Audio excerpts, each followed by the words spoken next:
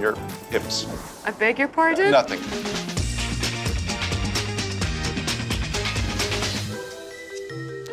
Hello. Today I'm doing something I've never done before, and I'm going to be honest, I don't know much about it. It's traditional Chinese medicine. I've never been told not to brush my tongue before, which is a bit weird, but they want to see it warts and all. I don't have any warts on my tongue, just an expression. At least I don't think I do. I'm a bit nervous about this because it's kind of out of my comfort zone, but I'm up for it. Bring it on.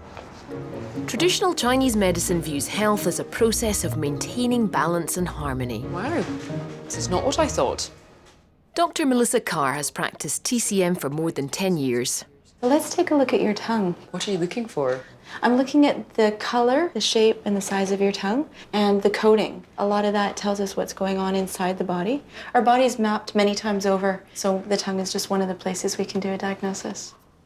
So I have a book here. That looks like a slab of raw beef, doesn't it? It does. I would not be showing you my tongue if I had one like that, too. No, I don't have a tongue. So the coating is why I asked you to not brush your tongue. There should be a thin white coat on the tongue. You don't have very much coating. So it means that your stomach energy is not digesting things well and not reflecting the energy. That's fitting. I struggle with stomach problems. We're gonna take your pulse. She's checking its character, whether it's slippery, soggy, slow, plus what it reveals about my vital organs. Here we have the lungs, your spleen, and your kidneys. And what's my pulse telling you? Your kidney yang energy is showing some weakness, and that paired with it being a little slow shows that you have a little bit of cold. I'm always cold, and particularly my hands and feet. Okay, that shows up there on your pulse. Wow, this is fascinating. So based off of what we've done today, I feel that acupuncture would be a suitable treatment for you. So sharp, pointy things will be stuck in my body to release blocked energy and boost my immunity. Are the needles big? They are very, very thin. You can fit about 10 inside of an average hypodermic needle, an injection needle. So what we're doing is we're working with qi, or energy. This one is a large intestine point, and the idea is to help your digestive system. So you might feel a little mosquito bite. And out. Not so bad, right? You've done it. It felt like you just flicked me with your I finger. did. I just got a little... I've got any needle. One wee needle won't fix chronic digestive problems. For that, you'll need about 5 sessions. I feel a warmth. Yeah. Ask you to take a nice deep breath Oh. in. This one is a common one to do for relaxing the mind. I need if you want to close your eyes. Okay. It's Right. over really quick. Deep breath in and out. Was that so bad? I can't open my... Oh my goodness. I'm scared. It's done. I can't believe I'm saying this. It just feels nice and pleasant in a warm, calming way. That's bizarre. Still to come, back bumps gone wild. This is such a strange sensation. Later, the truth comes out. Puke on my head. It wasn't that bad.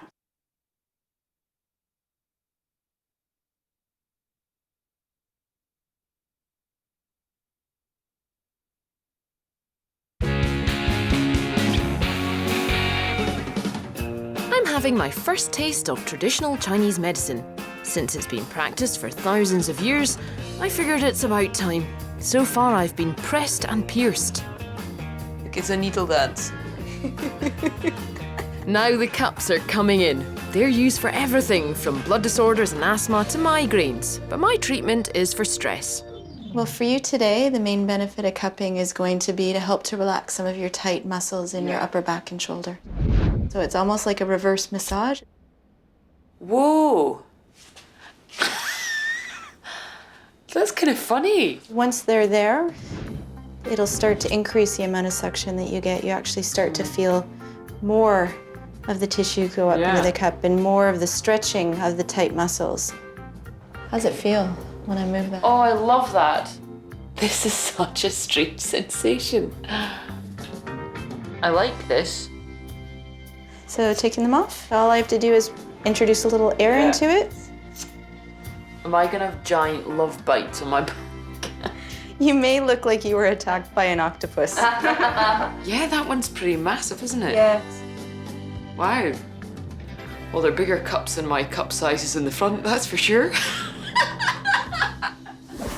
So that was my first taste of traditional Chinese medicine, but it was anything but traditional for me. The cupping was just, you know, bizarre. And thankfully, these bruises will fade in about a week. It kind of felt like a massage, but more intense, and I still feel this wonderful warmth in my muscles, and I will definitely be trying out traditional Chinese medicine again.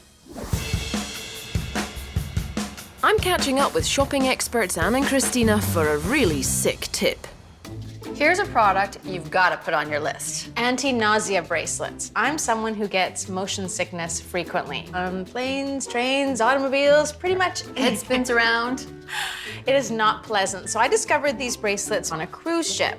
I usually take Gravol to fight motion sickness, but it makes me really sleepy. So motion sickness happens when the fluid in your inner ear gets out of sync with what your eyes are seeing. The confusion to the brain is what makes you feel sick. So this is how you're supposed to wear them. So you put that on, and you wear them. It looks good, too. Yeah, it's really stylish. You can play tennis, too.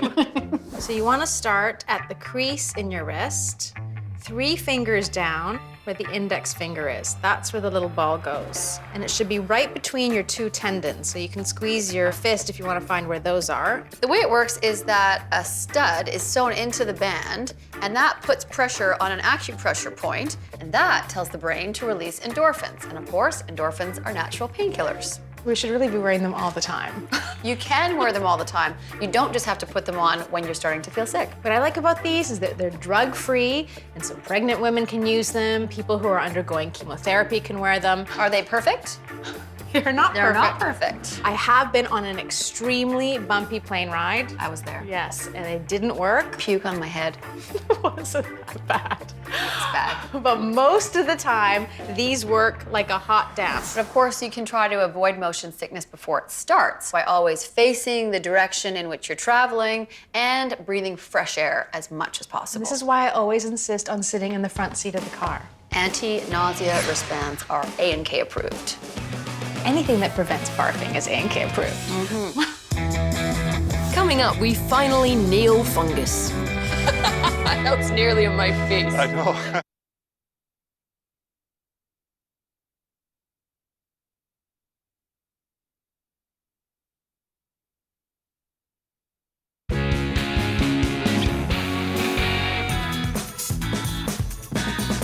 It's thick, it's yellow, and it makes you want to hide your summer sandals in the sand. So I want to ask Dr. Dave, why do we get nail fungus?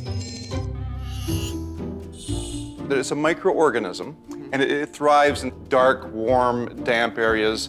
For example, communal baths or showers or pools, or if you wear your uncle's shoes. It's contagious, it's highly contagious. You're never borrowing my stilettos again after this. Now that I know I'm at risk of catching your fungus. The thing about fungus, it's a very tenacious type of a microorganism. It's the Bruce Willis of microorganisms. You just can't kill it. Nail polish, though, could that actually protect the nail? In fact, the opposite. Nail polish can actually continue to make the nail conducive to fungal growth, because remember, dark, warm, and damp, that's what they like. So nail polish just keeps that all confined, and just as shoes can often do the same thing. Yeah. But why is it so hard to kill? Well, any fungus can be hard to kill because it hides underneath places where it's hard to get at, so it's not easily accessible. Okay, how exactly is it hiding? Let me show you. This is our nail. So Your nail, This that's is thick, this is anyway. my pancake nail here. Here we have toenail fungus. Okay. What happens is you get a bit of that fungus, and we actually just introduce just a touch of it here. What'll happen with the toenail fungus is it'll continue to spread. You can, if you get it quickly and you trim that off, Okay. then you may well be able to, in fact, just remove the problem right away. Keep them clipped. However, if you fail to do that and it continues to grow, in other words, if it's conducive to its growth, or if you've traumatized the nail, say through injury of that comes with running, things like that that cause little cracks in it, then the next thing you know, you have a real festival of fungus. So I see it's getting through the cracks and then spreading right underneath those layers of nail. Yeah, it hides underneath that nail plate and makes it difficult to get to the source of the problem. Well, getting to the source of the problem is key. So to find out just how naughty nails can be, I sat down with some folks all too familiar with frustrating feet. Tastes good though. So I think what we have to do is